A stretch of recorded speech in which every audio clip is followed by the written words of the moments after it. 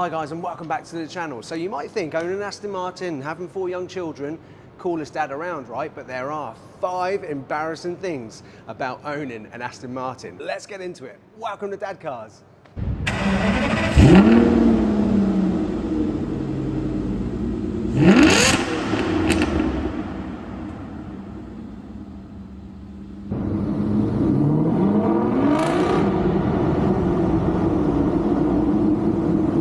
Embarrassing thing number 1. Who said men can't multitask, eh? Well look, the first one is seats. So from 2006 onwards in these Aston Martins, same with the Vantage I believe as well, you've got these lovely looking seats. I really love them. But pre-2006 you got the earlier seats, which I test drove an earlier car and I can tell you that they are more comfortable. However, they look more Granddad B9 than DadB9. These seats, I've got to be honest with you, like if you're driving up to an hour anywhere, they're lovely. They're lovely, great seats. You've got the bolster support, you've got loads of adjustment. They're heated as well. But for me, if I go over an hour's journey somewhere, which I've been doing a lot of recently with the channel, done about 600 miles in the last week or so, my lower back is in agony. I'd be interested, anybody else who's got these seats in their car, are you experiencing the same? Put it in the comments below. But yeah, my lower back is terrible. It might be because I've got 4 young children and I'm always carrying them and off centre and stuff like that, so maybe my lower back's a bit messed up. But here's the embarrassing part. I make a strong argument for this being one of the ultimate Grand Tourers of all time, an ultimate continent crusher of refinement. But if someone asks, is it comfortable on a long journey? I've got to say that the seats aren't, unfortunately, for my lower back. But here's the funny part, this is how much of a tart I am. I would still pick these seats over the earlier ones that, to me, just don't look as good. I know, it's dreadful, isn't it? Oh, and one last point on the seats before we move on. There's no automatic going forward when you're trying to get people in the back. So every single time, you've got to actually manually press the button forward, manually press the button back, and it's rather slow. So it's a bit embarrassing when you're trying to get it out of the car with all your children and making it look like it's really nice and practical.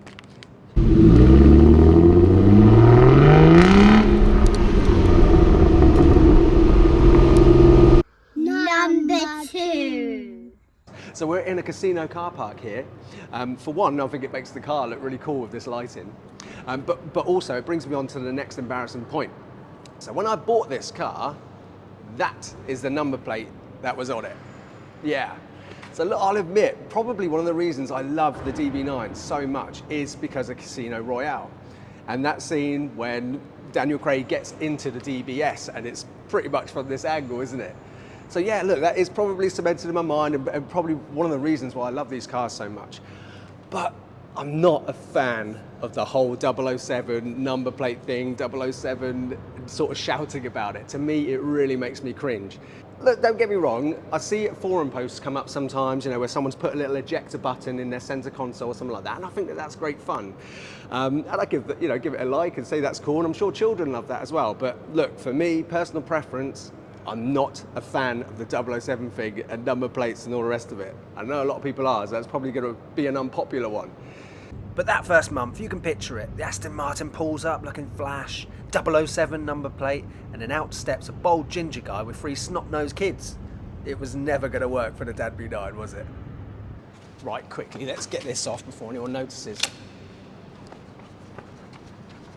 And I do actually still own this number plate on retention, so if anybody out there would like to buy it, please reach out, email, Instagram, and I'm sure I'll be inundated after that sales pitch. I should be on QVC really, shouldn't I?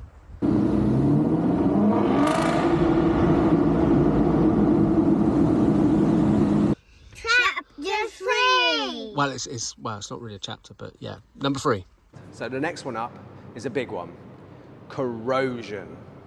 So these cars being aluminium bodied, they suffer from corrosion. Now, all the Aston Martins from this generation suffer from it. Vantage, Rapide, DBS, even the Vanquish, I believe. They all suffer from the same thing, but this is probably the most noticeable piece of corrosion on my car. Like you see here, just above the rear light. But I've also got some here as well, next to the rear windscreen.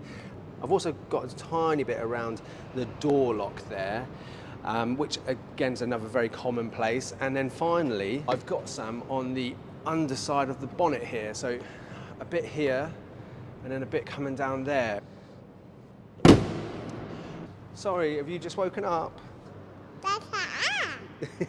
Right, where was I? Oh yeah, the corrosion. Okay, so the best and most logical explanation I've heard about this corrosion is that it's down to like contamination on the surface. Prior to it going in for its paint, it was probably really well cleaned, but not necessarily on the underside of the edges and things, you know, like at the back of my light, it's creeping around from the underside of that panel, you know, around the door lock from the underside, you know. So, I mean, if it was just a general piece of corrosion, it could happen anywhere on the panel, but it doesn't. It always seems to happen around the edges. So, kind of makes sense. But the annoying thing about that is that obviously these cars are so beautifully painted. When it comes to correcting it, it's not a simple thing to do because you probably have to do the whole panel. I mean, look, here is a prime example, and another thing which is a bit embarrassing about my car, which I don't mind sharing with you, but so this front bumper here has obviously had a respray at some point, which isn't uncommon because these bumpers and the lips are very low.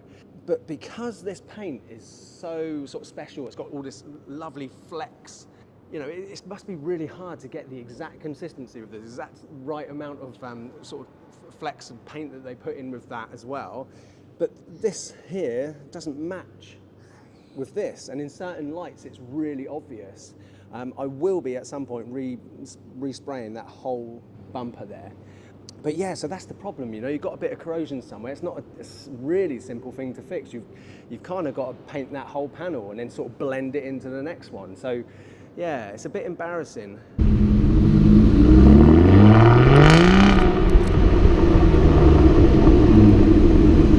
Number 4. Just like how many children you have got.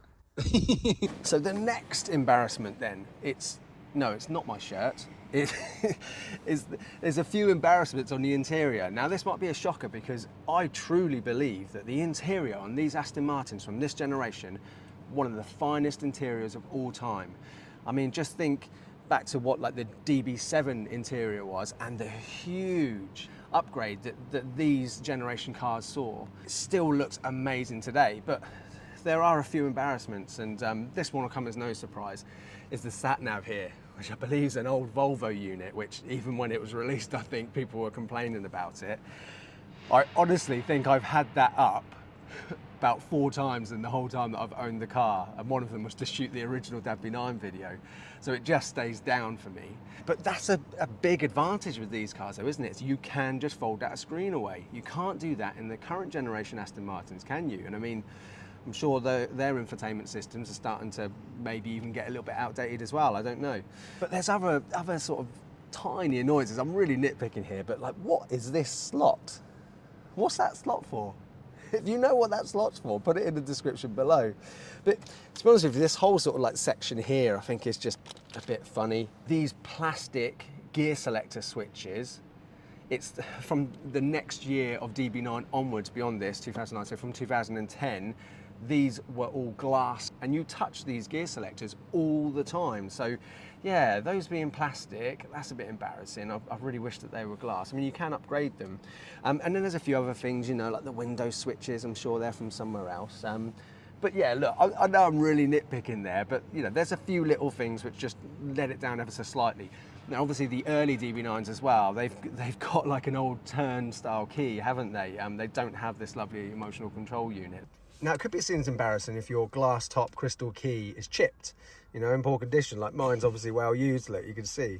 But you know what's even more embarrassing? The people who don't use these, they're too scared to bring them out, so they always bring out the plastic valet key. Now, that's embarrassing. Look, if you're taking your car out, taking your Aston Martin out, take this out.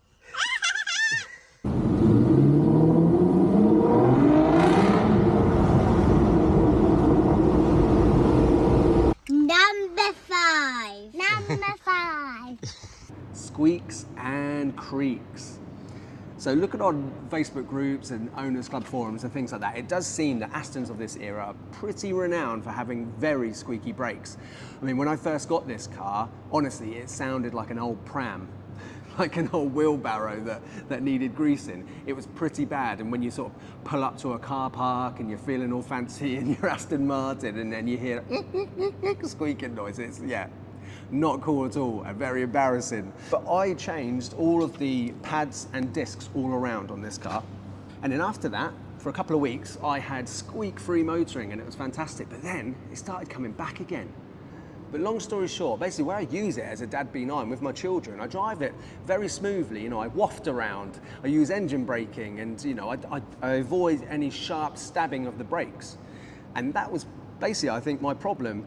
What you need to do, if you've left the car standing for about 5 days or so, particularly probably I think if it's on a driveway like mine is, what you need to do when you get in the car is give it a good few driving school emergency brakes just to clean everything up. So that's what I do now. If I take it out on my own, or if I've got just my eldest in there, I give a warning, and then yeah, we give a couple of old school emergency brakes just to clean everything up. And then, you know what, we are sort of 99% squeak free now. And I also said creaks, didn't I? But in my car, fortunately, it's very infrequent, and it's from this rear parcel shelf here. You know what, I think all performance cars and hand-built cars with leather everywhere, I think they all suffer from this, don't they? Does it sometimes when I reverse on the driveway. Let's see if we can hear the creaking. Yep. Yeah. Yep. That's, so I mean, it's really random. Doesn't happen very often.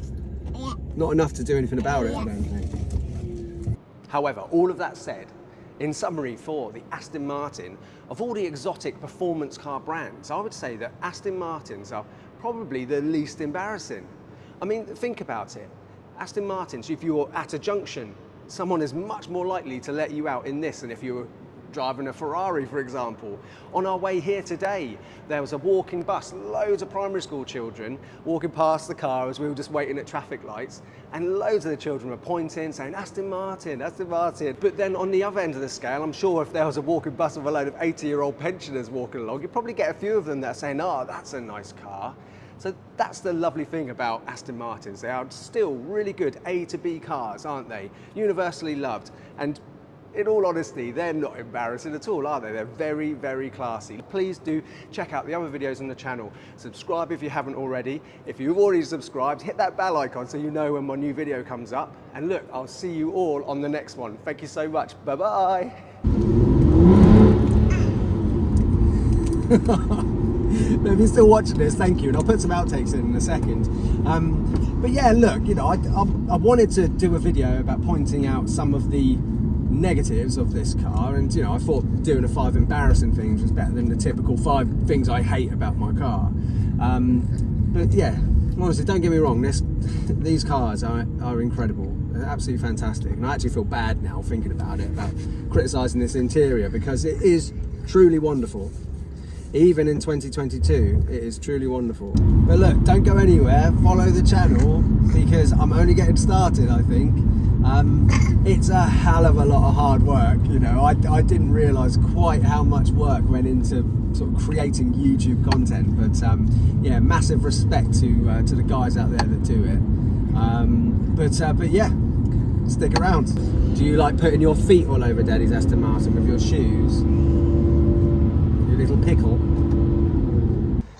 Right, how's this for embarrassing? Genuinely embarrassing. So we've just got back from filming this video, and look, that's the emotional control unit key, isn't it? You can't put it on a keychain.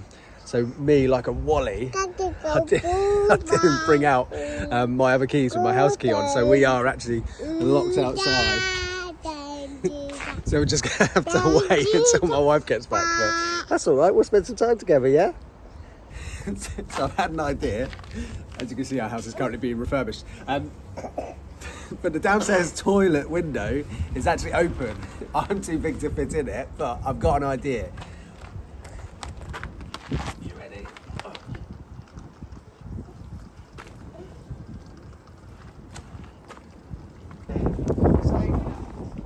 Safe. Yay! Woo-hoo-hoo! So having an Aston Martin sometimes can be embarrassing, getting stuck out your house. But not if you've got small children, because you can just post them through a tiny window and then they can let you in.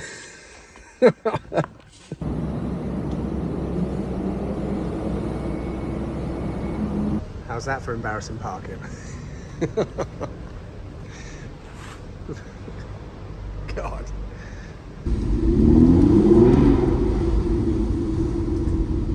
Does sound nice in the underground car park, doesn't it? Oh, let me out. Right, bye-bye. Even looks like it's on a little CCTV screen as you drive out. Are you happy to be in it as well? Yeah?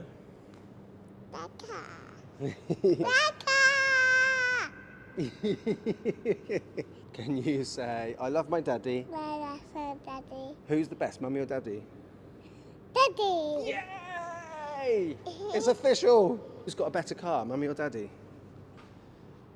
This one? What's this car called? Aston Martin. And I've also got some on the... Oh, hang on. That's a bit embarrassing, isn't it? I should really know how to do... Oh, there we go. Right, let's try that again. Give them to your...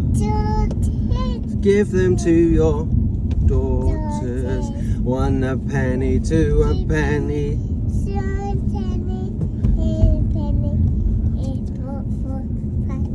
Oh, fantastic. Wow, that's lovely singing. Look, thank you everyone for watching. Look, check out my other videos on the original DadB9 video if you've not seen it, or I've recently done a Rapide S. Check that out. And I've done loads of other cool cars as well. Oh, Daddy. Up, down, down. Down, Daddy.